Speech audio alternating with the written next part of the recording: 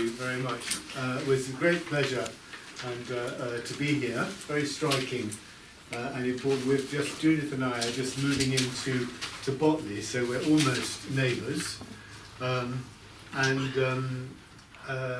of the sort of disruption of moving, all of our systems crashed. So I wrote a paper which has now been vaporised somewhere on or rumoured to be somewhere on the internet. So I'm now going to, perhaps it would be better if I don't try and read out this paper. And part of it was about some of the history of Magna Carta, which I've been involved with, so we've heard enough about that. So I just thought perhaps the nicest way of coming into this enormously interesting and important topic was to talk a little bit about my own history and experience in doing this. I'm not in any way an academic, but I have been an activist I'm a troublemaker for all of my life. Perhaps the starting point was in the 1987 when I wrote I was the contributor to one of the set of essays in the New Statesman on the anniversary of 1968. I'm a 68er, Swassel Retard. I'm proud to be so. The new editor came into the New Statesman and he rang me up and said he wanted to have an editorial about this supplement which he had inherited. And I said to him on the phone, the real anniversary is 1688, not 1968. And it's time this country had a Bill of Rights. And out of that came I wrote this editorial, he redrafted it, and somebody said to him, why don't you start a Charter 88? And I helped to write the Charter, and then that took off. There was an enormous amount of support for it. It took about 9 months. And thousands of people then started to sign it. And I became the first organiser of Charter 88. And if you like, if there was an inspiring idea behind Charter 88, it was something which Neil Ashton had said, reflecting on the Scottish experience, which I'm going to come to, that it's no more possible to get democratic socialism from the British state than to get milk from a vulture. And this focused the frustration, if you like, of those who were looking for policy changes on the fact that the framework, the structure of delivering policy was itself a core part of the problem. And so Charter 88 then came about a lady in purple who was saying that she was there in the window, who said she wanted to be for something. So Charter 88 emerged as something which is for a Bill of Rights, for Scottish Parliament, for Welsh Assembly, for freedom of information, and summing up the set of demands for decentralisation into having a democratic constitution, in having a new overall constitution. And this it came out in the sort of the zenith of Thatcherism with the Lawson boom in 1988, in the general sense that there was no way forward. And part of this surge of support that then occurred around it, and which we then organised around very intensively, became one of the means whereby the Labour Party sought to modernise itself to get back into office. So, and this then really happened after the 1992 election when Kinnock lost. And Kinnock subsequently then signed Charter 88, and John Smith became leader of the Labour Party and adopted many of its arguments, including calling for a new constitutional settlement. Didn't say a written constitution, but a new constitutional settlement. And he gave a speech, a Charter 88 speech, when Tony Blair was then his shadow Home Secretary, and we all sat round the table and helped to develop this set of policies. Okay, so we fast forward to a modernised New Labour in government after 1997. And many of the core policies or core reforms of Charter 88 were then implemented in a very sweeping and radical programme of constitutional change. And it's striking as we look at things today that all of the experts up to that point had said it can't happen, or you might get a Scottish Parliament, it would take 4 or 5 years, and you can't possibly get that, and the Bill of Rights, you can't get that, and you can't incorporate the European Convention, you couldn't get, it's all too complicated, it's too difficult, and so on. It was swept through mainly by Derry Irving, who was the Scottish Lord Chancellor, and a bully of a man, these enormous historic set of constitutional changes that were put in place, giving us a parliament in Scotland and what became a parliament in Wales after referendum in those countries, so that they had a form of legitimacy directly rooted in popular assent. We got a mayor for London, and I think now that Thatcher had abolished the GLC, it would now be inconceivable for a government to simply abolish the mayor of London. We've got a Freedom of Information Act, which led to the parliamentary expenses scandal. We've got the incorporation of the European Convention of Human Rights, which then led on to having a Supreme Court, i.e. a judiciary, separate Supreme Judiciary sitting outside the House of Lords, now being put to very good use by the judges, to the bitter complaint of the government. But these changes have had a destructive effect on the existing political system rather than a constructive one, because while they've each worked on their own, the new settlement that was part of the Charter's demand was something that Blair and company, Alistair Campbell, Peter Mandelson, set their faces against. So the result was that, in effect, a kind of constitutional coup, certainly a coup against cabinet government, took place. And the informal basis of the old constitutional structure, undemocratic but real, the informal constraints were swept aside as old-fashioned by the Labour modernisers. So the result, this is, be careful what you wish for, the result of these changes was an even more tyrannical, concentrated, prime ministerial government than we had suffered under Thatcher. And that was part of the structure which led into the Iraq War, which I'll come back to in a second. So my reflections on that at the end of the 90s was that I was asked by Roundtrees, who had helped to support Charter 88, to set up a website to look at the consequences of these constitutional changes. And I reflected on this, and I felt that you could no longer talk about democracy in this country unless you looked at it as a world issue. That globalization, that the corporate power, and the embrace, if you like, which New Labour was taking on, it was embracing globalization in place of socialism, meant that we had to do something quite different. And I founded a global website called Open Democracy. And what was very striking at that point was that although its argument was that we had a real crisis of government, the young people, the younger, sort of bright, intelligent, intellectual people in this country at that point were really swept up, were taken in by the energy and the vitality and the sense of growth and money that was associated with both New Labour and the city. Then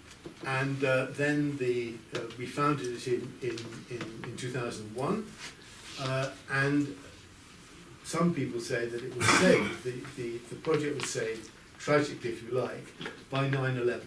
But that a crisis of global government took place with the attack on the Twin Towers of a completely unpredictable character, but which nonetheless meant that there was suddenly, Open Democracy became a genuine international, went daily, got a lot of international readers, and the question of how do we salvage democracy in the 21st century became a real issue. So that's where I came from. That's my background and why these issues that you're discussing here are very dear to my heart, and ones that I've been working on very intensively. Now, I think the question that we now face as we look at it, and as we were listening to the locals in Abingdon, complacent though they may be, was that there was a certain sense there of, well, we've got something. We have got something. We're not living under dictatorship. We're not living under a tyranny. We're not living under feudalism. And whatever the thing that may be, there is a sense that people have something and they understand how powerless they are, and they're not going to let go of that. And I think it's really quite important when we look at the frustrations and the undemocratic nature of the systems of government that we have today, that we do hear and recognise that voice that we haven't got nothing at this moment. We are free to have this discussion. It may be listened into, it may be being recorded, but that's fine. That's something which is important to talk about. But at the moment, we can hold this assembly quite freely and feel that is right. And it's very important that we don't try to interpret what we have at the moment as being a tyranny, as being a complete absence of freedom. So, given that, what is going on, and why have I made, if you put it this way, my little reference about democracy being something which we haven't yet begun, as an experiment that we can look forward to, rather than something which we are currently enjoying. So I think that the first point that we should understand is that democracy is not about the rule of the majority. We're not talking about mob rule, we're talking about contemporary democracy, we're talking about a constitutional framework. Democracy is either constitutional or it is nothing. It either gives rights to minorities, it gives voice to everybody, it allows different opinions, it involves the rule of law over arbitrary power. It is not about the tyranny of the majority. So we're not simply talking about, if a majority of us do X. So we're now talking about something which is relatively open and which is pluralistic. And it's important also to emphasise this fact because a new challenge to the global order is beginning to take place. And as it does so, we're going to find coming from official sources arguments about, well, maybe the Chinese have got it right. Maybe there is a problem with democracy after all. Maybe it is quite an inefficient. We can't afford these inefficiencies. So it's quite important to understand that we're not, and then behind that will be, well, we can't risk, Farage or whatever it might be, whatever sort of scaremongering is generated. So we're talking about a system which is about the rule of law and is about a protected, rule-governed system. We're not talking about populism. So how did we get to this point? I think it's a longer discussion, but I think it's a very interesting one. It's one in terms of recognition that the question, if you like, can be put like this: how is it, given the extraordinary power and concentration of wealth that capitalism is about, given that it's about, it is a system that allows enormous concentrations of wealth and accumulation, how is it such a system, which clearly is not democratic, has come to believe in democracy and to see that it has to be democratic? And part of the answer to this goes back to the development of our current constitutional framework, historically, in my view, which is the period, if you like, from the end of the 18th century to the middle of the 19th century, when certainly the two Anglo-Saxon powers, the United States and the United Kingdom, developed the systems of representative democracy, and they faced, the elites faced, very, very crudely, the following question. There was the beginning of industrialization, they needed armies to expand, they needed armies to generate the wealth of slavery, they needed armies to build their empires, armies and navies, and these were with all of the industrial capacity of the guns and their machine guns, and the threat, therefore, of creating a state with this permanent army, which could then act in an arbitrary power to appropriate their own property. How do they secure their own capacities and generate very powerful states and protect themselves from, if you like, from Bonapartism, from the threat of dictatorship? And the answer that they came up with was representative democracy. And representative democracy, if you look at the sort of the Federalist Papers and the discussion, but it took place in a different way in this country. Federalist Papers, which were part of the debate about the nature of the American Constitution, their model was not, as they saw it, Greece, but the Roman Republic. But it was the Imperial Roman Republic. You can see it in the architecture of Washington. And with all things like the Electoral College, with indirect rule, with the Senate, with checks and balances, and then in Britain there was a different structure of checks and balances, of making sure that the system of electing the Parliament here, which would then elect the Prime Minister, was itself constrained, so that they gained consent, they gained popular consent, they retained a strong state, but they were able to change government peacefully. You have to change government over any historic period of time, but in order to change government peacefully, to adapt to change and to ensure the ongoing rule of law. And if you take the Beveridge report as an example, because I want to come to what Colin Crouch was saying, the sort of sadness. The Beveridge report here, issued in wartime by a Liberal, but nonetheless the founding of the document of the welfare state, at the conclusion, I think you'll find, he defines democracy as being the capacity, societies are democratic when they have the capacity to change governments without violence.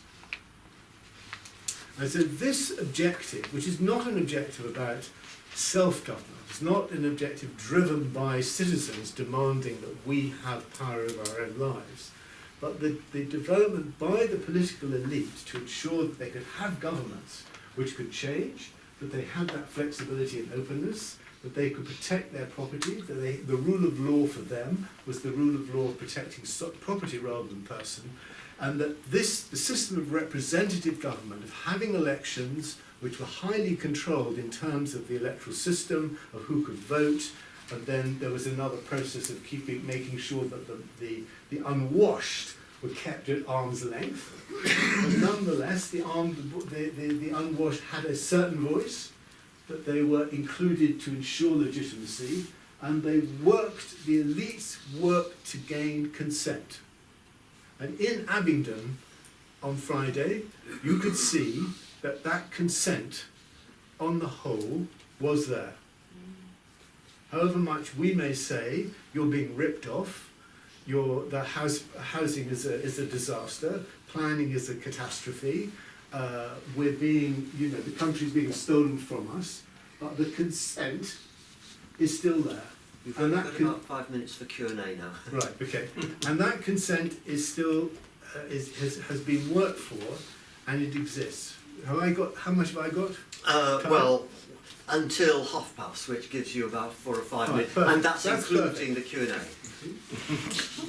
That's not including the Q&A. I was told I had an hour. No. Sorry, I've got this totally Yes. wrong, and I do apologise. And it's great when collective intelligence overrules the stupidity of the minority. I'm Democracy in action. No, you say what I've got 5 minutes. We've got loads of time. Finish, and then we can have You've a got as much discussion. time as you like. Yeah. We've got an hour total, so we've Right, got so- another So 35 minutes. That is the framework of representative democracy that we're in. Now, Colin Crouch gave a very good description of the collapse of representative democracy as it was created out of, if you like, the Beveridge report, out of the welfare state. And there's a book by Peter Mayer called Ruling the Void, which is a particularly graphic description of the process that has happened across Europe since the early 1990s, which is complete collapse of party membership, the closing in of the choice that you're presented to by the main parties, the alienation of people from the voting process, the decline in turnout that has taken place, and that this is being taking place across Europe. This is not a national characteristic, on the whole, right the way across. If you like, since the fall of the Berlin Wall, the rise of neoliberalism, compressing the parties towards the centre ground, and driven there as well by the media. But Colin is looking at this from the point of view of a committed social democrat who wants a social democratic party to support the existence of the market, but also limit the power of corporations so that you can create the funding for a proper welfare state and welfare system. And he, when he looks at this process, has this sense of sadness about him. The description is very hard, but there's just a sense of loss. Whereas paradoxically, for some reason, I don't feel sad about this process, because I think that the order that existed under social democracy was itself quite a confining and patronising and paternalistic one. And I think that we're now seeing a potentially big shift in this system. It was signalled here by the extraordinary turnout for the Scottish referendum. 94% registration, 87% voting.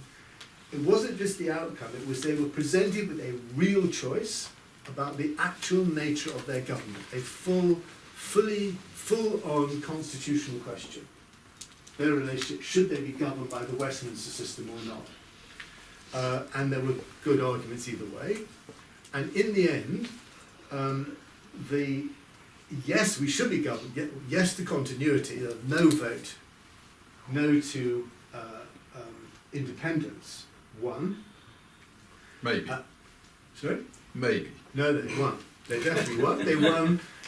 Absolutely, they won on that referendum decisively. They may be pushed back, but they won decisively.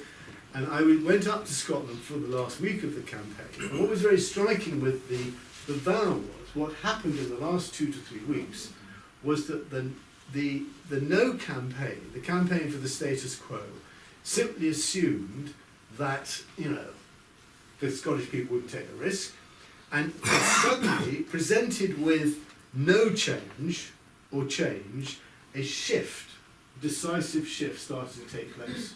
And what was called the vow, the three political leaders of Cameron, Miliband and Clegg, was issued, it was written in fact by Gordon Brown, saying the Scottish Parliament is permanent. That was how it began, which is a constitutional revolution. It means that the sovereignty of Westminster ceases to exist, according to them, without any debate or discussion at all.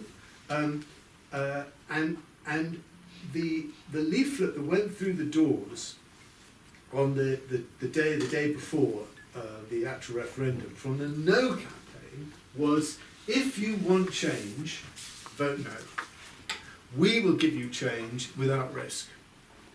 So there was a sense in which there was a real shift of the population saying we're not going to carry on with the status quo, and it was only when Westminster at the last minute got the signal that it then turned around and said, okay, just like we have seen Cameron suddenly realising, my goodness me, I'm losing the election, suddenly saying I've got £8 billion for the NHS. Right? I've been telling you there will be £12 billion of cuts. Oh, you don't like that? Fine, here's 8 billion. So at the last minute, if they feel that, this is where consent is somehow or other a force in the equation.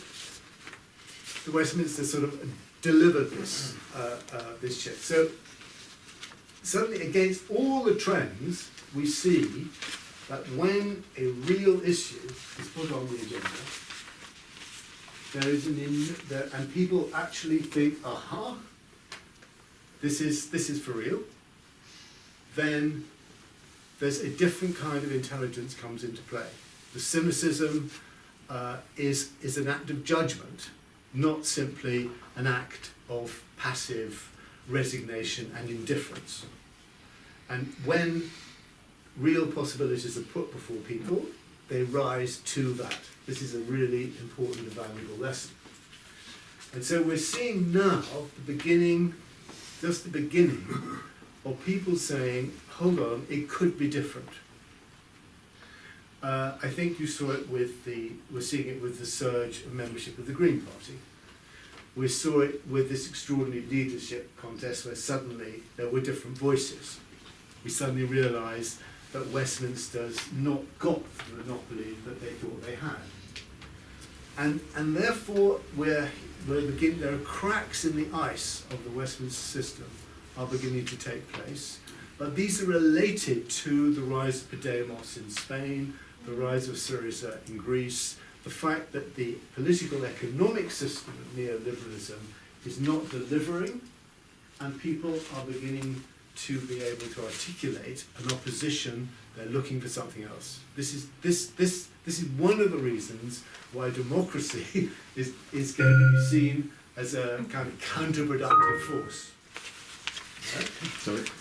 And that's the situation we find ourselves in now. And that's why I think there are quite many of us here in this room. It's what has partly inspired, we could talk about this later, the Occupy movement, which I think, I went to the Puerto del Mayo in Spain. The Indignados was a completely different level of engagement to what we saw in this country, which was much more sort of oppositional. And what we are seeing, and I think it relates profoundly to the constitutional arguments, if I just end with this, and then we can open up discussion, is, this is the question, how do you engage to change the way we're governed? The way we've been governed up to now, the party system, has been one where you are incorporated into a system which is within which the framework of what can happen has already been set down, the limits of which has already been set.